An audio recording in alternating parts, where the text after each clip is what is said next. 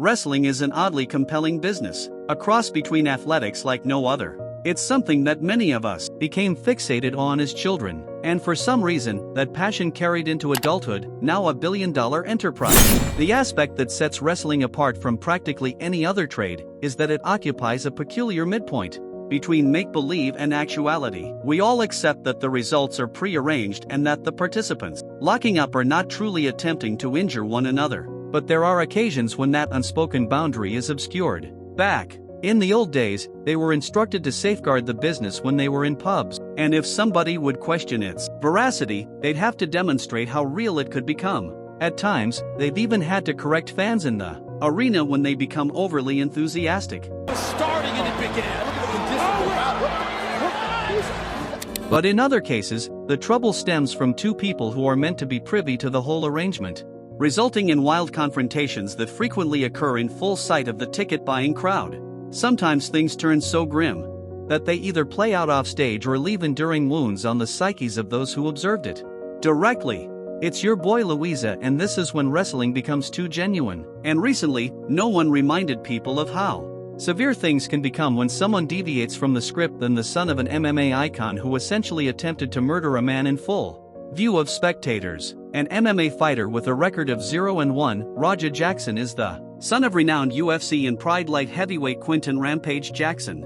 Nicknamed the Clone, Raja hasn't truly made waves in the combat sphere and is most known for producing unintentionally viral moments. One such instance was when Raja was struck by an overzealous spinning kick from a training partner, an episode that Raja's father openly condemned like that.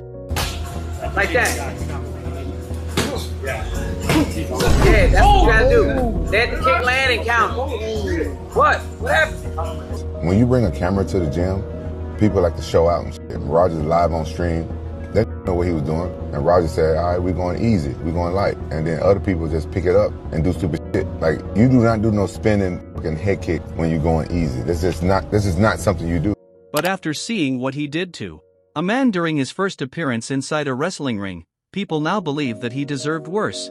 Recently, Raja showed up at a local California wrestling event run by a promotion called Knox Pro. Given his notoriety, the MMA fighter was invited to be part of the show run by WWE legend Rikishi. But when he stepped into the ring, it became blatantly obvious that things got real as he administered a beating bordering closer to attempted homicide than what you'd normally witness inside the squared circle. Watch this.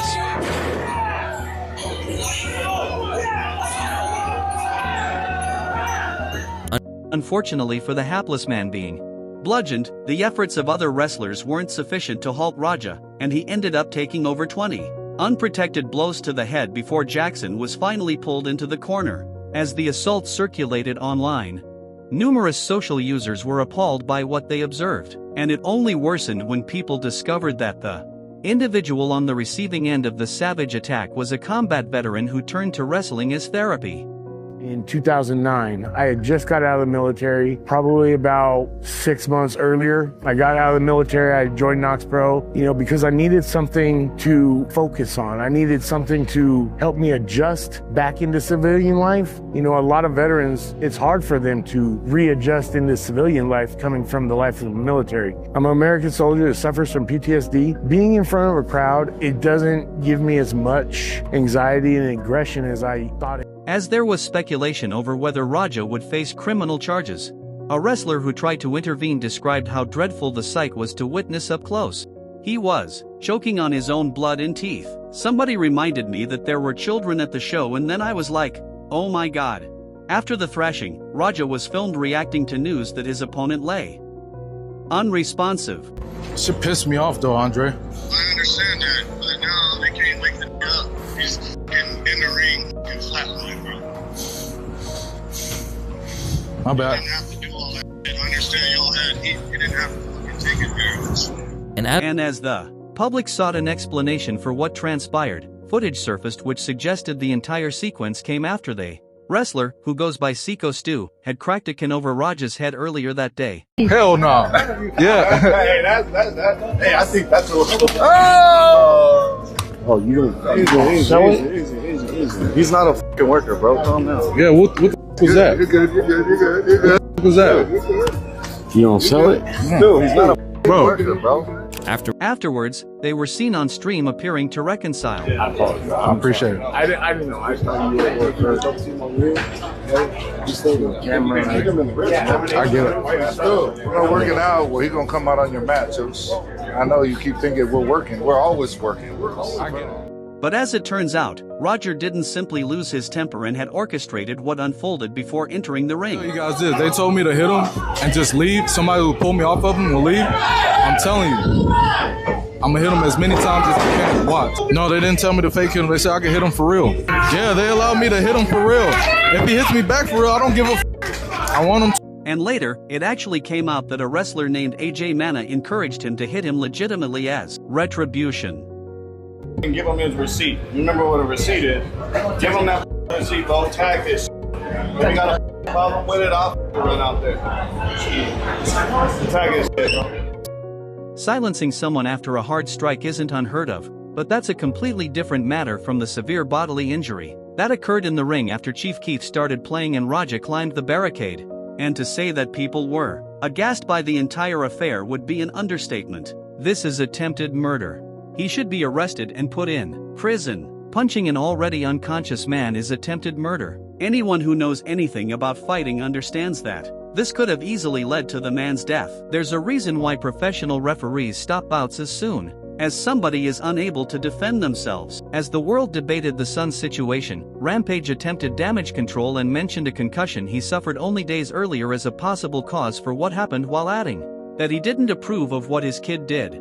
But it's safe to say that people weren't exactly convinced, particularly not other veterans in an industry that had been rattled to its core. The referee right there, like, what is this waving your arm stuff? I know the guy's, tougher than the referee, but people are trying to come in. At this point, he's still trying to get in. I thought he was going to start fighting the guy with the right there, the front face locked him.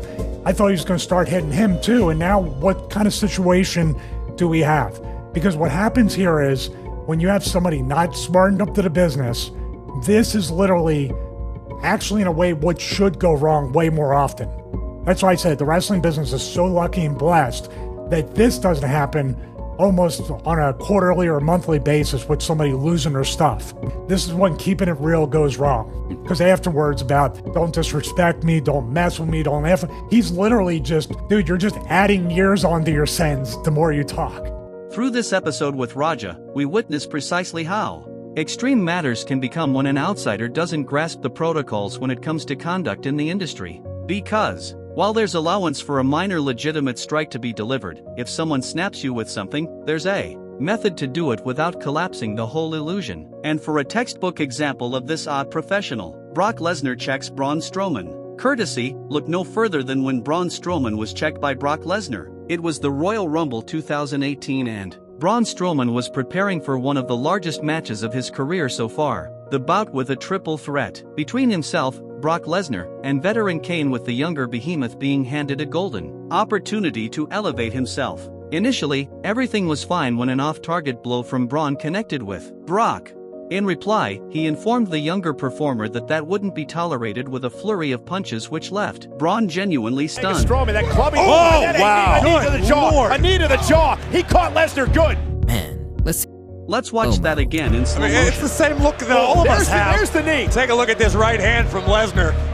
And there's the right. And that didn't scramble. After taking a brutal right hook, they proceeded with the match, which Brock ultimately won. In the aftermath, there was no lingering resentment. Strowman later said that they both apologized backstage, laughed it off, and moved forward, adding that with someone like Brock, you must treat it like a real fight because he brings the kind of intensity fans pay to witness. As the years went on, fans have stayed intrigued by how it transpired. And these days, Braun is content to accept that he was the overeager rookie, and Brock did what he had to do, and that's only earned him esteem in the audience's eyes for not only his toughness, but the respect he's displayed. So curious about the moment that happened in the ring between you and Brock Lesnar.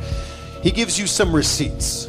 What's the actual story of what happens here? I got a little overzealous with him, and he had to check me. And that's just, at the end of the day, it's two big, dominant dudes out there going at it, and things happen. This ain't ballet.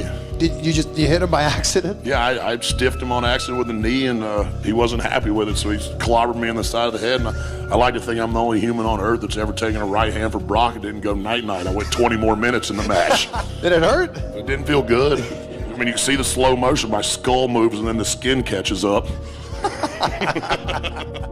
Much respect to Braun, down-to-earth, humble guy, never held it against him. He took a clean shot to the side of the head and kept working the match for impressive 20 minutes in. In this case with Brock and Braun, you can see how a seasoned veteran makes sure that a newcomer sticks to the unwritten rules. Sometimes, however, things escalate too much, leaving the rookie beaten and bloodied inside the ring. For years, WWE had its own reality show on MTV called Tough Enough. The premise was simple. A bunch of hopefuls competed for a WWE contract and a shot to prove themselves as superstars. But since most wrestlers spent years grinding on the independent circuit before ever landing that chance, some veterans felt those contestants hadn't earned their stripes.